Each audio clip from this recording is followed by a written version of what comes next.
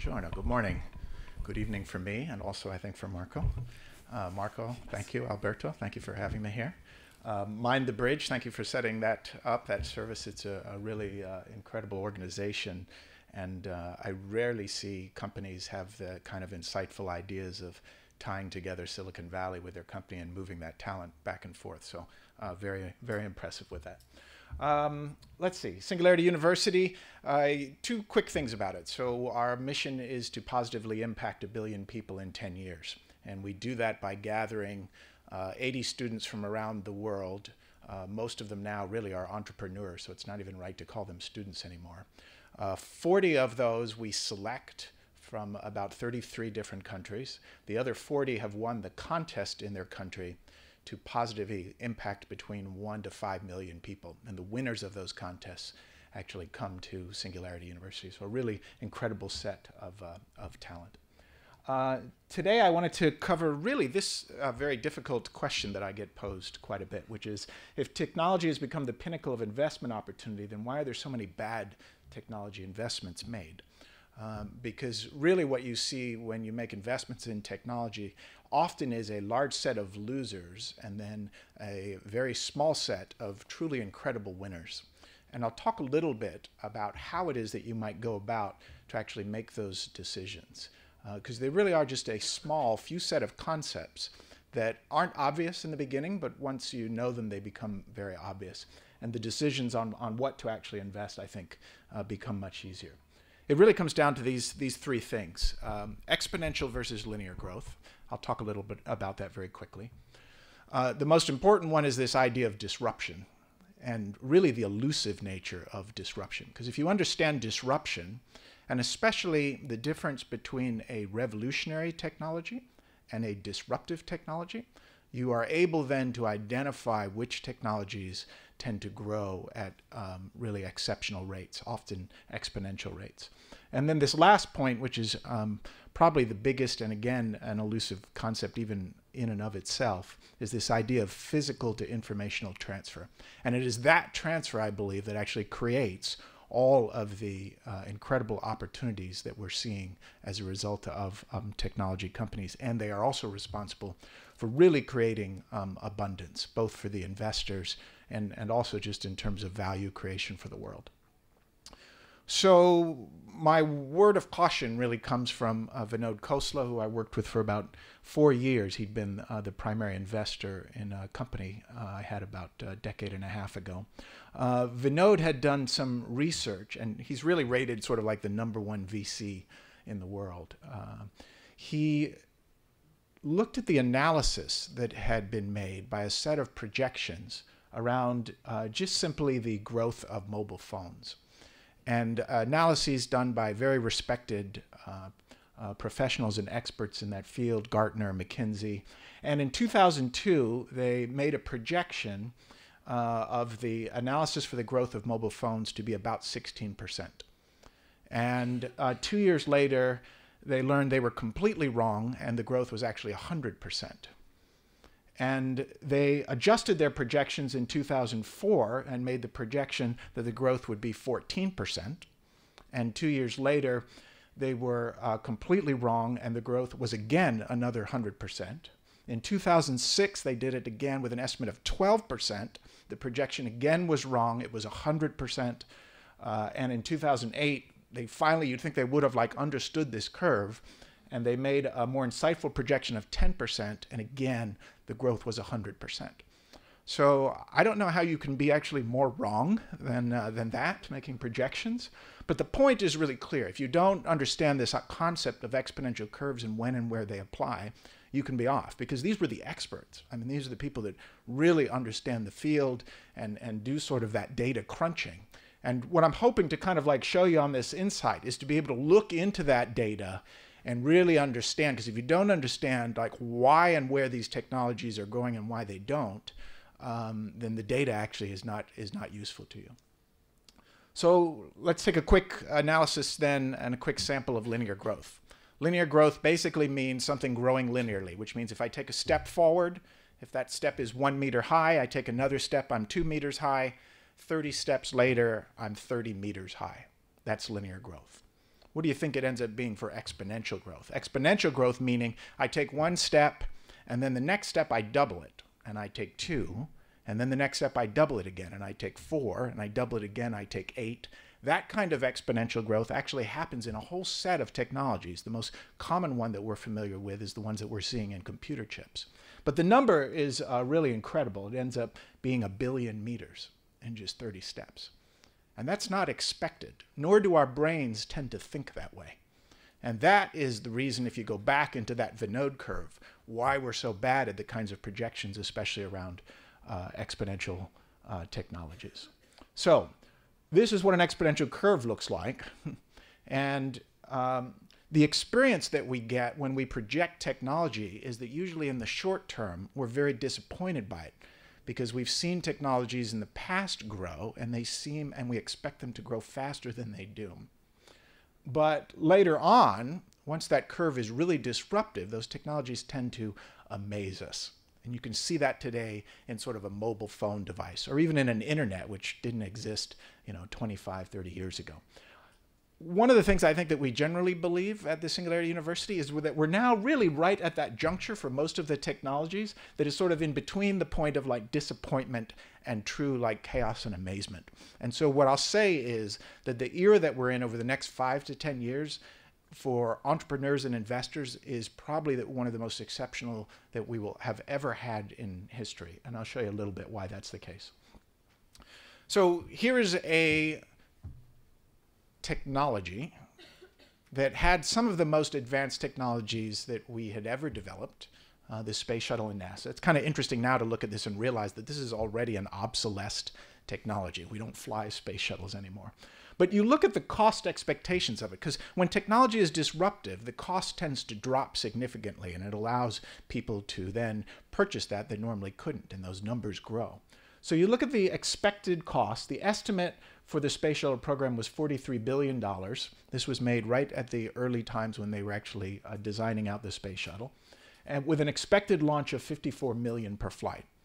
So what do you think, knowing that technology is disruptive, that the real cost ended up being about 15 years later when the space shuttle was really implemented? You'd think that cost would have been a lot lower, but it wasn't. I mean, it was ridiculously high, 196 billion, 450 million per flight. So if you made an investment in the space shuttle, hoping that that would have been a disruptive technology, you would have been terribly wrong, even though it's made of a whole set of other exponential type of technologies. And understanding why this doesn't grow into something disruptive is the key to then investing in most of the technologies. And I'll show you, and I'll give you some examples. And one of the most interesting things to me is that disruption has really only been understood in the last 20 years.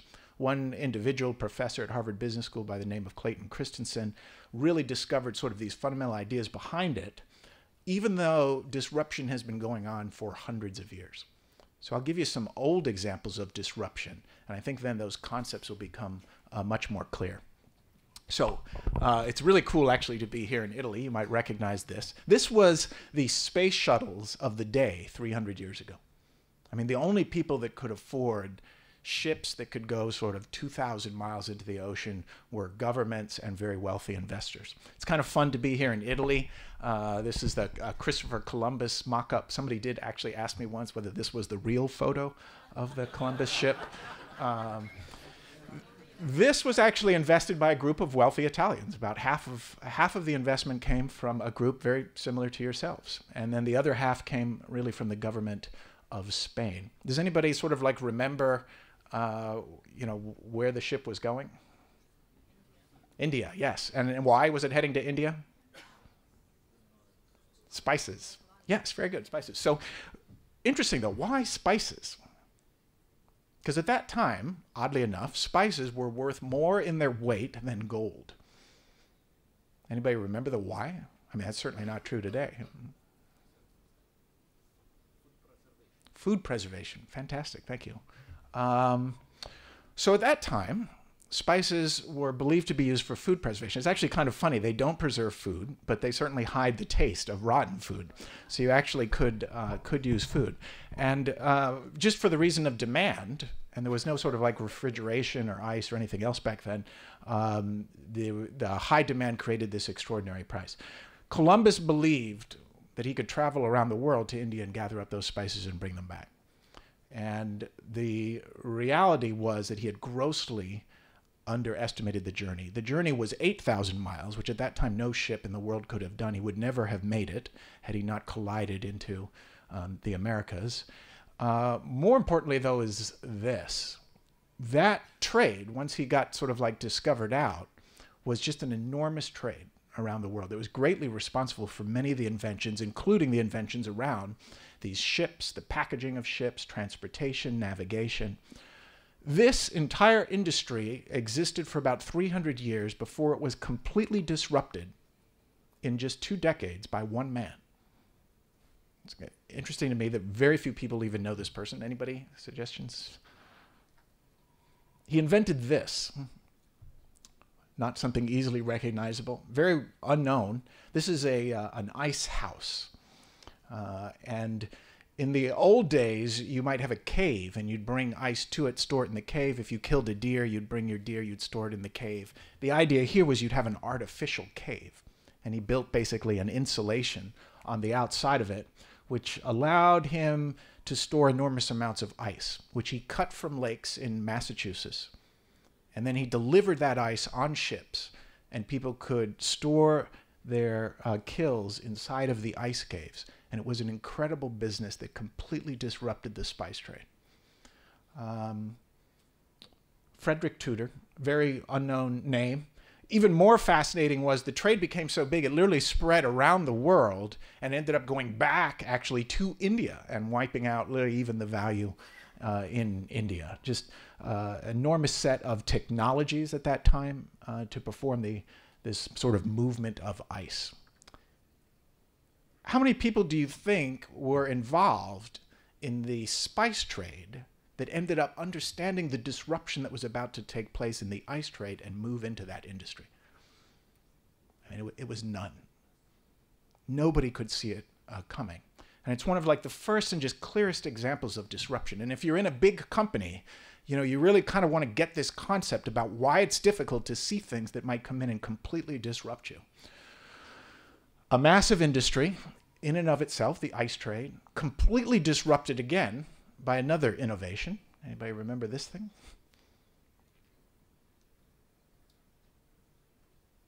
Artificial ice makers. Artificial ice makers completely disrupted the ice trade movement. And it was actually very funny, the history of this, because people at that time believed that artificial ice was actually not as good as real ice. They thought that it didn't taste as good. Just there was a whole set of marketing around it, much of which creates a lot of analogies for the kinds of things you see today. The artificial ice industry wiped out completely the movement of ice in less than 10 years. And it ended up really moving out to individuals' homes. If anybody recognizes this, this is the ice box.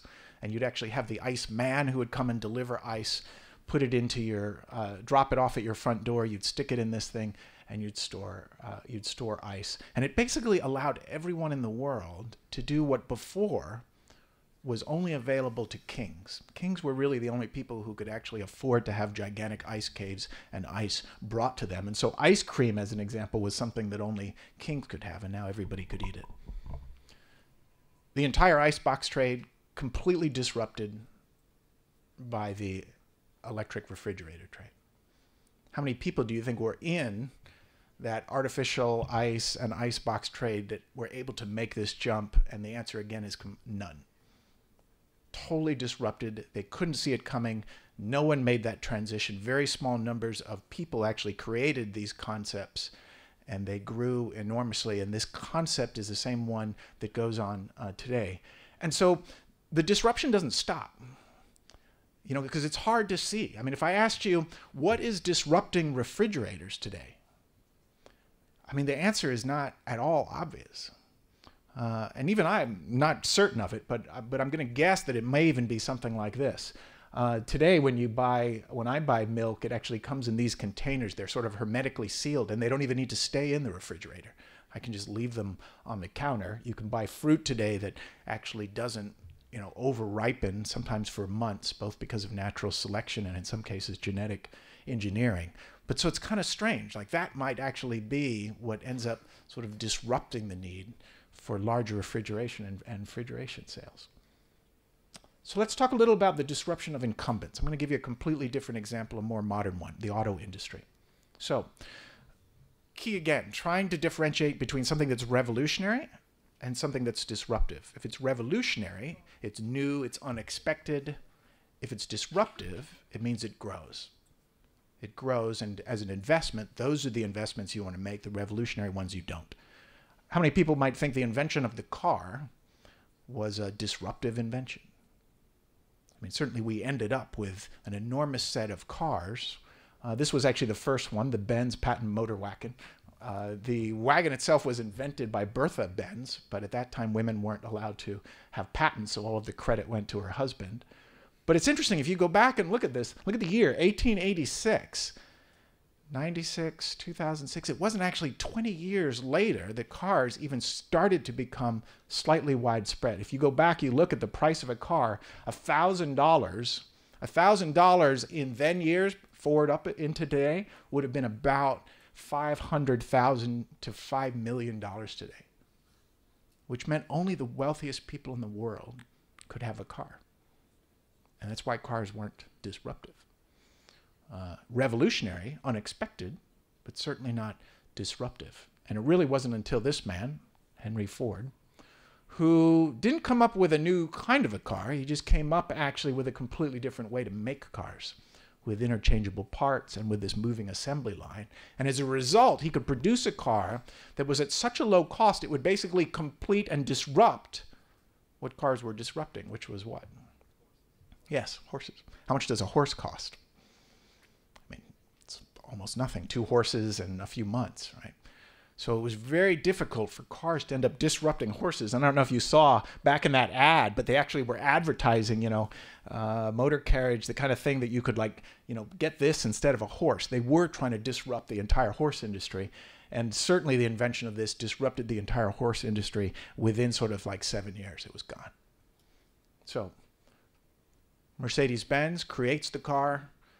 Who then comes in and disrupts Mercedes-Benz? Ford comes in.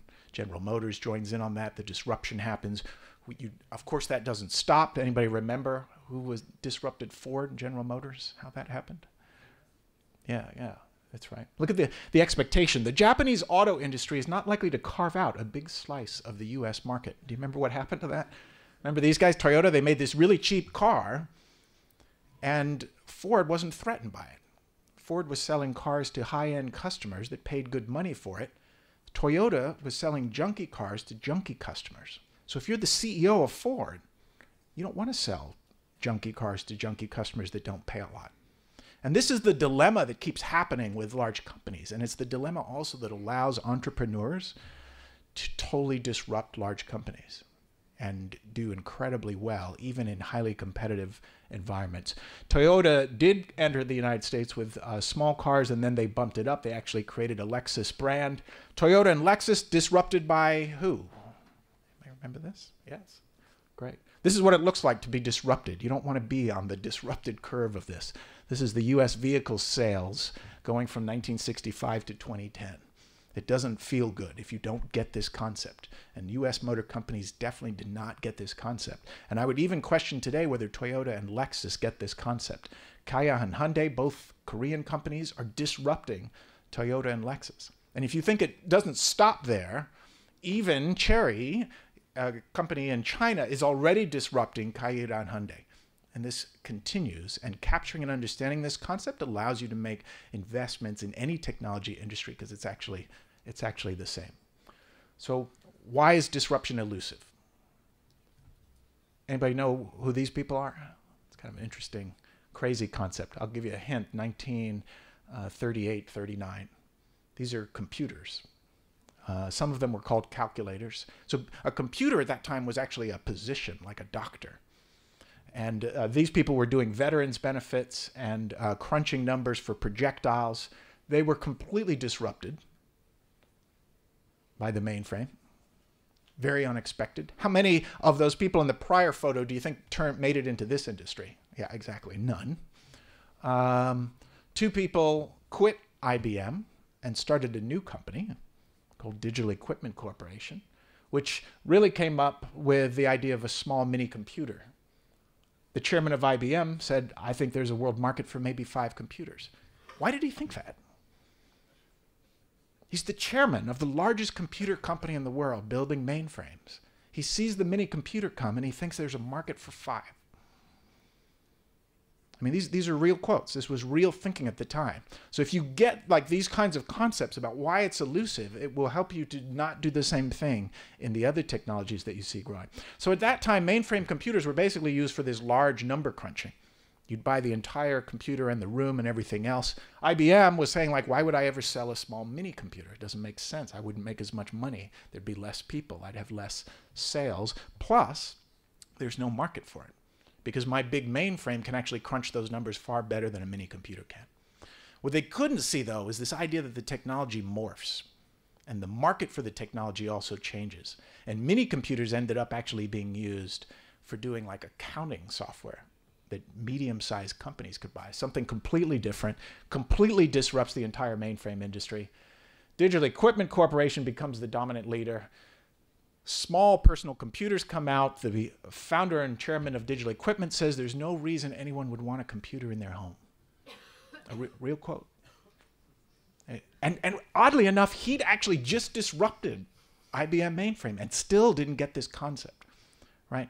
Because he's again thinking like, why would somebody want a computer to do accounting software in their home? It just didn't make sense, right? And we all know that PCs ended up doing something completely different. In other words, the intention of the technology, the market of the technology morphs again, right? And you end up with personal computers. Digital Equipment finally figured that out, but it was far too late. They missed the entire thing. So let's just do a quick review. Revolutionary versus disruptive, right? There's evolutionary investments, small investments. Large companies are really good at this. If you do a startup and you have an evolutionary investment, you'll get creamed. You never want to do this. Big companies are really good at evolutionary technology improvements. Revolutionary basically means it's unexpected. The automobile was an unexpected revolutionary investment. Disruptive changes the market itself. So it creates a new market by applying a different set of values. The Ford Model T was a disruptive technology. So basically, it transforms a product that historically was so expensive and complicated that only a few people could use it, and basically now makes that possible, makes it affordable, makes it accessible, so tons of people use it. If you remember only one thing, this is the chart that I would really have you remember.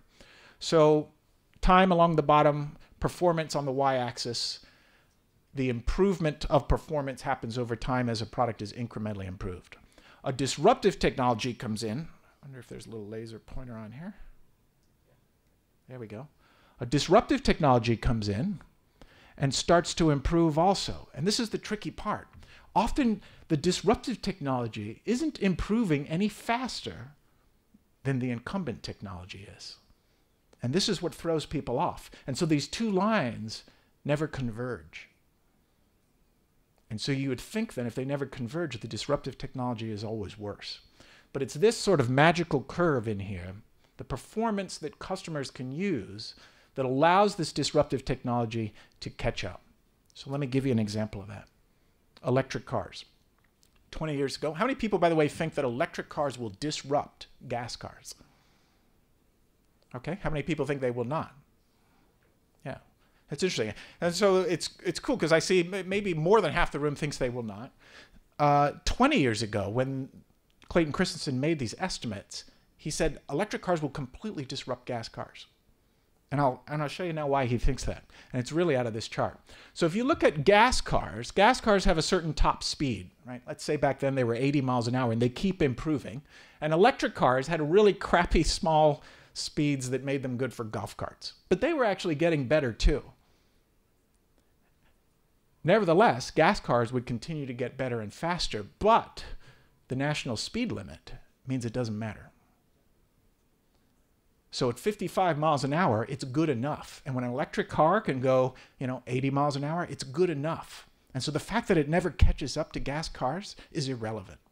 That's the amount that the performance of a market can absorb. Look at it for something else, say acceleration. You know, once you accelerate sort of 0 to 60 in about 4 seconds, it's really uncomfortable. It's kind of frightening, right? You end up with food in your face. Like, that's the market of acceptance that you want to get to. Once you can do it, you don't need to go faster than that. And the same for range, right? Electric cars, it's even more interesting. With electric car, it was like the old ones, you had to refuel them all the time. People were thinking, oh, I don't want to have to refuel it. But you know what you ended up doing was just refueling it in your garage. If you own an electric car, you end up actually never visiting gas stations at all. And you end up with things like Teslas that travel, you know, 300 miles and you don't need a fill up. And these are revolutionary cars. But if you go back to the chart I showed you before, right, how much does a Tesla cost? I mean, it's maybe 80, 100 grand.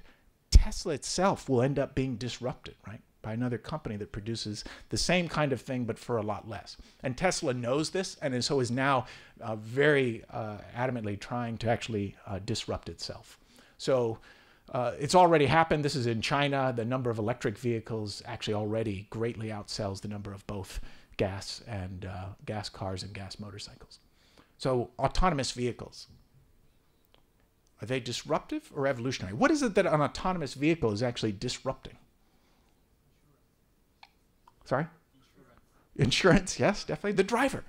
Yeah, because it's not at all obvious. What's being disrupted is you. You're being disrupted. And these end up being some of the most disruptive technologies you can imagine. When you start disrupting the human being and you start pulling the human being out of the loop, it's really a fascinating thing to start looking at why these kinds of technologies, when you disrupt the human, change like everything. Because people then even start not having to own cars because they can just go outside and call up a car. There's no reason to have your own car if they're just always kind of everywhere and coming on demand. Okay, past and future of the phone. The phone, when it's invented, it was both easy and it was cheap. So my question to you is, was it disruptive? It seemed like it. I mean, we all ended up with phones. Oddly enough, nobody thought so. The telephone has too many shortcomings to be seriously considered a means of communication. The device is inherently of no value to us. Western Union internal memo, they believe completely in Western Union the telephone was not disruptive. Not at all obvious why. It took a little bit of research to actually understand this. But really, at that time, nobody had yet invented the switching box. And so if you didn't have a switching box, that meant that everybody would have to have a wire from one person to another, and they knew there's no way we would all have wires to everybody else's home. So it didn't seem disruptive. This invention, the switching box, is actually what allowed phones to be disruptive. So as you think about technologies, you want to really realize and recognize that the innovations that happen in technologies are actually the systems around the technology and not the individual innovation. Best example of it is the light bulb.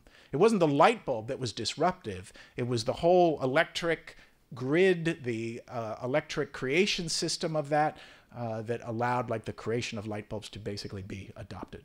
These are great quotes. Who the hell wants to hear actors talk? That was, when they just had silent movies. While theoretically and technically television may be feasible, commercially and financially it's an impossibility. This was the inventor of the television. So concepts, difficult concepts, but once you get them, you can really get it. So let's do a quick test. Anybody recognize this thing? Yeah, you do. Yeah. Okay, good. This was the first what? This was, yeah, first music player. Was it disruptive? It certainly wasn't, because we don't have these, right? We have a completely different one made by a different company. It wasn't disruptive, oddly, not because it wasn't cheap, but at that time, music was still expensive. Or it was illegal for you to get it. So you couldn't pay for the album. And it was kind of hard to load these things up, right? There's this concept of business models. The razor and blade business model is a concept to think about, where you give away the razor. You give away the razor, right? And then you sell these blades. Oddly enough, this actually wasn't how this worked. The razors used to be quite expensive for about 20 years when Gillette had them. And then it switched only when their competitors came in. What Apple did is they reversed this concept. And they actually took the music player and basically made the music player expensive, and then made the music cheap. So they created a new business model. They didn't actually change much. They just created a new business model. And in the innovation of the business model, they were able essentially to create a $10 billion product in 3 years, which resulted in about 50% of Apple's revenue. Really incredible. Their market cap went from $1 billion to $150 billion. So if you start to get this concept, I actually believe that most of the innovations that happen that will be transformative and give sort of angel investors opportunities are new business models, because it actually doesn't require changing a completely new product. So cell phones, they certainly evolved, they grow. We remember when they were all expensive and only, George Gecko in the movies could afford one. Now we all have them as small phones. They improve incrementally. Where are they going? It's not completely obvious. You look at your phone and you think, okay, well, this is it. I mean, what changes? You know it's not going to do that. You certainly know it's not going to probably do this, right? But it might end up and it morphs, right? If you've seen the Google glasses, it morphs into something different. And again, this idea of morphing is important. If you think you're investing a lot in cell phones and not really realizing how that technology morphs, you'll miss these extraordinary opportunities that come up. And the opportunities that'll come up around people developing software for these things is really going to be stupendous. More importantly is it morphs in really weird ways. Right? If you've seen this, I'm going to jump off a bridge. Siri says, I found 4 bridges a little ways from you. They're smart. It's not quite smart enough. I think we recognize that. More importantly, though, if anybody's seen Watson, everybody familiar with Watson?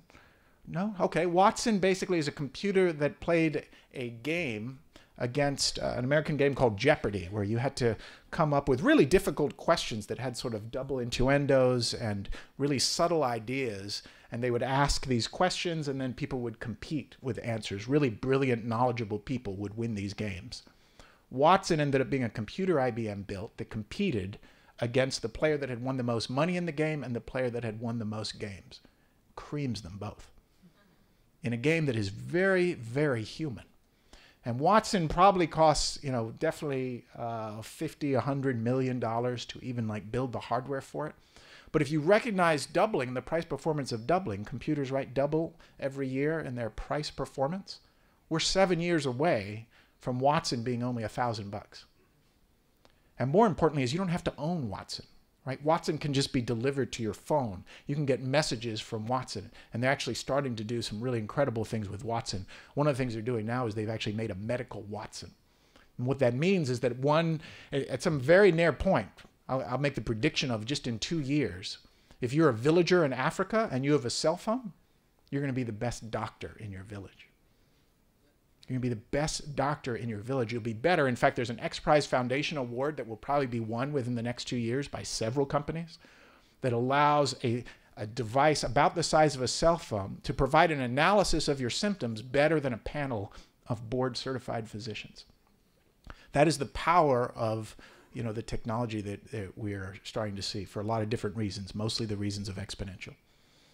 We've been teaching the same way for 100 years. I think it's very likely that some of the best teaching that will happen in the world, especially K through 12, which is predominantly things like memory and knowledge, will get completely disrupted by phones. They make incredible opportunities. If you look at this is an interesting slide. This is the normal curve, right? Most people sort of average out on a bell curve. If you get tutors, you can actually get 98% of the people who are personally tutored get an A. The minute software ends up in this sort of 2 sigma curve over here, 98%, education gets disrupted. If you have the chance of trying to learn algebra and you can learn it from an instructor and likely end up in the middle of this curve, or learn it from software and have almost 100% chance of getting a 98, you're going to move from that, regardless of what social systems in education. I'm not saying that they replace teachers. Teachers always have a role, but the disruption nevertheless still happens. Okay, virtual control and virtualization. One of the most important concepts of technology. My cell phone, I now have this baby monitor at home. I actually was using it this morning. I can take it out and I can look inside of my house back in Mountain View, California. Not only that, I can press a button and I can make noise. I can turn on the light. So what's happened? My cell phone has become a control device for something else. And that's not obvious that phones kind of morph and move into that. It's not just on things like this. I also turned off my thermostat this morning. It was actually a very cold day in Mountain View. And I had adjusted the heat. And so this idea that the cell phone basically becomes a control system to other things in the world that are mechanical or technological, that is where cell phones are going. That is the morphing that we were talking about before, and the opportunities that exist for thousands of kinds of devices that your cell phone actually controls in the real world are really stupendous. About 2 months ago, I was in Columbus, Ohio. 5 police cars go screaming by me. I was kind of curious. I was with my mother. I turned the car around. She was screaming because she didn't want me to do that. And I followed the police cars, and I end up at this hotel. And there's literally about 50 police cars surrounding the hotel, and I'm sitting in the car, and I'm thinking, wow, I wonder what is going on. And what I really wanted was this, right? A scanner that I could like listen to the police channels on. And then I remembered that there was actually a scanner, and I could download the scanner to my iPhone. And I did that. I actually downloaded the scanner to the iPhone, and then I listened in. And then I learned that like somebody, I guess, had tried to rob these 5 people in the hotel room, and this old 72-year-old woman had shot the intruder. But the amazing thing, right, was that a scanner used to be a physical thing, and now it's virtual. And there's a very powerful concept behind that, and that power means this, that scanners now don't cost anything to reproduce. Things move to the price of 0. When cost drops, something becomes disruptive. So these are the concepts, right? Virtual control basically gives you superpowers. If you can control anything, anywhere, from where you're at, that is a superpower. Virtualization, the minute physical things become non-physical things, you get cost reduction. When you get cost reduction, you can get mass adoption. And mass adoption is extraordinary business opportunities. There is nothing that is driving more the transformation of technology into enormous businesses than this concept of virtualization. China delivers an enormous number of things around the world. Most of those things fit into a box 1 foot by 1 foot by 1 foot. Do you think the people in the transportation industry recognize that they could potentially be disrupted by this device, a 3D printer? Probably not. So if you go back right to that same disruption we were looking at 300 years ago, these are real. And if you're familiar at least with 3D printers, they're just like paper printers that you press a button and it prints a 3-dimensional object, a really amazing technology. And there will be an enormous number of opportunities too to take advantage of here because there's so many different kinds of applications. I saw, in fact, as an example, 2 weeks ago at Livermore Labs, a 3D printed material that when you stretched it, rather than becoming thinner in the middle, it actually became fatter in the middle. And it was a really weird thing to see because I've never seen anything in the world that acted like that. And I was thinking, well, what is the practical application of something like that? And they said, oh, for seams. You know, the space shuttle basically blew up because the seams get weaker, they get thinner. They actually get fatter and thicker. So you're going to see new materials. You'll see new kinds of objects that could never have been built any other way before. You're already seeing a whole set of businesses in Silicon Valley and around the world to take advantage of 3D printers. Last one is around biology informationalized. So if you think it's just happening in hardware, you'd be mistaken. The cost of sequencing DNA has dropped exponentially, meaning it's doubling. But more importantly, the cost of actually printing DNA, synthesizing DNA, has dropped at a rate that we've never seen, like 5 times the rate of disruption. So basically, the minute you can read DNA and you can write DNA, you have informationalized biology. And not necessarily an easy concept to understand, especially if you're not in the biology field, but you really want to kind of be merging on both. But what it means is that the opportunities in the biological field over the next 20 years will dwarf the opportunities that we've ever seen in the computer, hardware, and software industry, which is hard to imagine. We saw this was shocking to me. It was like, there was just no buildup to it. It's like one day there was just this cloned sheep, and I don't know where it came from. These kinds of surprises are going to happen at an astonishing rate. I don't know if you've seen, this is the Pyrenean ibex. It officially became extinct in 2000. A large branch fell on the head of one in front of a scientist and killed the very last one. He was smart enough to grab some of that, put it into a fridge. They synthesized the DNA out of that and actually reproduced a Pyrenean ibex and brought an extinct animal back to life. Those are interesting things and fascinating things, but where are those business opportunities? And they become even more interesting and unusual. This is a small company, Modern Meadow, that came out of Singularity University. They're basically synthesizing leather.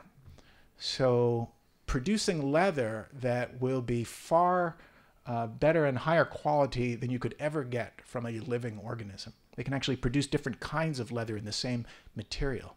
So the potential really to completely disrupt the leather industry, and of course doing that without having, you know, cows in cages. Even a more interesting one, it's called glowing plant. This literally happened just this summer. If you're thinking and looking at crowdsourcing and the disruptive nature of crowdsourcing to us in angel investors, that's also, I think, something that is certainly of concern, but also fantastic if you're an entrepreneur. In 44 days, they had asked for $65,000. They got $500,000. And this was without giving up one share of equity. Glowing Plant is just a company. You mail them a plant, and they genetically modify it and send it back to you, and it glows in the dark. And so they're looking now at just doing that with roses. You can just send glow-in-the-dark roses to somebody. But their real intention is to have glow-in-the-dark trees. So you don't need unnatural lighting and electricity to light up streets in your town. But really kind of crazy ideas as you start thinking about the implications of informationalizing biology. Craig Venter, one of the better synthetic biologists, so he's actually got a bacteria in those bags that takes sunlight and seawater and methane out of, and carbon dioxide out of the air, and then produces methane fuel. So it's actually cleaning the air using only sunlight and salt water and then producing fuel. I mean, that is really a pretty astounding idea, and I think we'll see more and more of these kinds of things come out of the information. Great investments in this area. There's thousands of them that will really change the world. I'll give you a glimpse of how powerful some of these ideas are. You look at Africa, right? A country basically half of it's a Sahara desert. Tons of sunlight, surrounded by salt water, most people starving to death. And you think a single invention in synthetic biology, like saltwater trees, which actually already exist, mango trees do grow in saltwater. A single invention like that of being able to grow fruits in saltwater with sunlight could transform the nation. So very, very powerful and very, very lucrative with very small amounts of money to invest in them to create them. So in the far future, it gets even weirder than that, right? The virus is software. That's all it is, right? We're just machines. Our DNA is the software that runs them. Viruses are the way that software gets changed. Viruses are the apps for our bodies. So if you like your iPhone and you think about downloading apps, think about, well, I don't have 20/20 vision. I've got 2400 vision. You could download an app, essentially give yourself a virus and transform how you see. That is the long future. These investments I'd probably be more careful of only because there's a lot of FDA and things involved in them. Modern Meadow, while it produces leather, their real desire is to actually produce meat. And they're just going after leather first because there's not regulation on it. But I think that when they produce meat, they believe they'll be able to produce the best tasting steaks in the world that also have no fat, have no bad materials, antibiotics, hormones, or anything else in them. A really fascinating future. So conclusions. The adoption of these new exponential technologies we've been observing keeps getting faster and faster.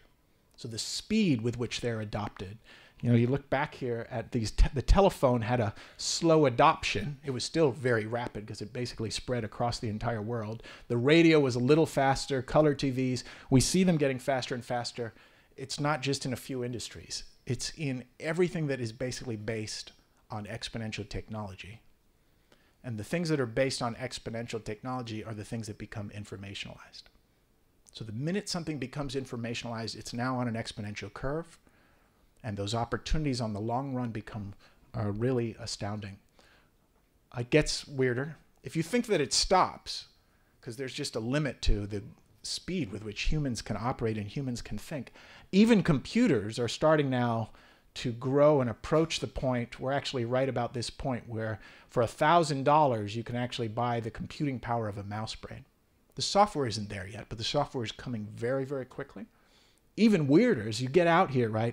2040 you end up basically being able to create the computing power of a human brain for $1,000, which is weird. And that's not that far away. And even weirder is just a little further out, like 2060, where you end up for $1,000 having the computing power of all human beings on Earth.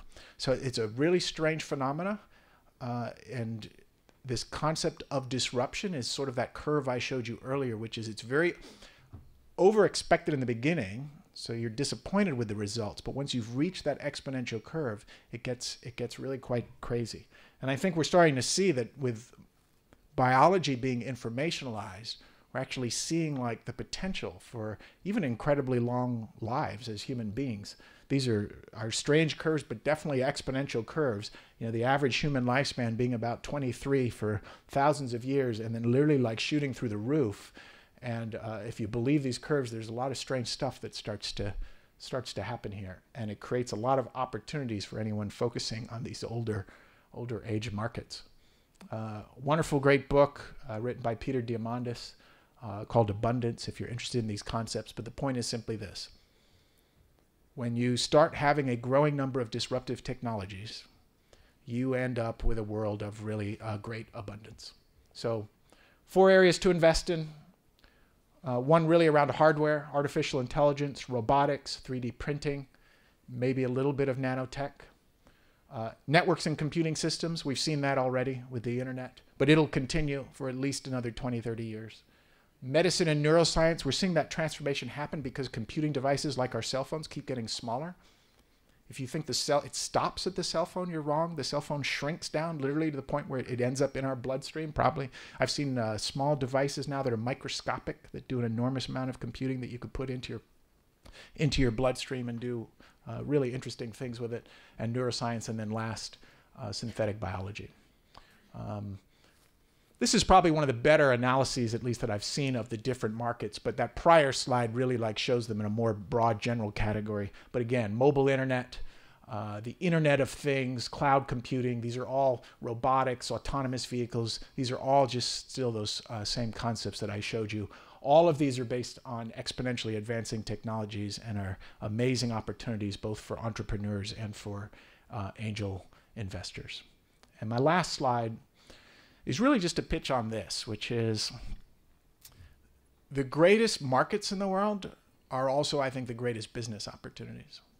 And it just turns out that today we live in a world where the largest markets are actually the world's biggest problems. I kind of call these the global grand challenges, but there's about 8 things: global health, water, clean water, energy, the environment, food, education, security, poverty. If you're looking for an amazing market, at least 1 billion people are suffering from these everywhere in the world. And technologies that help to solve these particular kinds of problems have opportunities that can grow exponentially, a lot like the way that we've seen the cell phone. So with that, I will say thank you very much for having me here. I hope these thoughts at least have been helpful.